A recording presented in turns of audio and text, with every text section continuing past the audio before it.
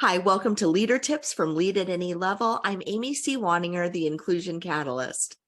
This week, we're talking about 5 ways you can help your team members learn to self-promote or tout their accomplishments in the workplace.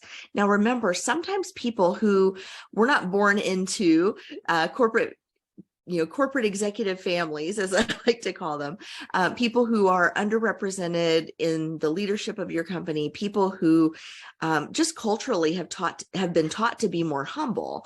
And this includes women, children of immigrants, and people of color broadly. Often these folks are going to try to let their work speak for itself. Your job as their manager is to coach them on how to self-promote so that they can have access to the same opportunities as their peers who probably were taught to do this pretty early in their careers.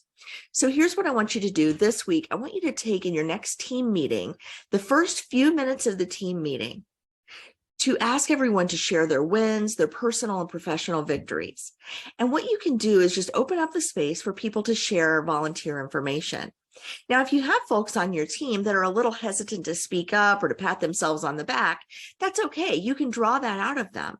For example, you might say, Elaine, I noticed that you were named to the board of directors for one of our associations. Can you talk a little bit about that and how you got into that role?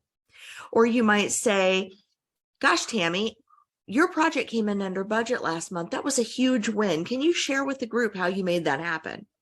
These kinds of prompts will give people an opportunity not just to share their accomplishments, but also to mentor others just in the moment about how to have these same kinds of victories as well. It's also a great way for the team members to recognize one another or to do shout outs or give kudos in the meetings so that everybody feels a little bit more connected, valued, and recognized. That's it for today's edition of Leader Tips. Be sure to follow me or subscribe and tune in every weekday at 4 p.m. Eastern for another edition of Leader Tips.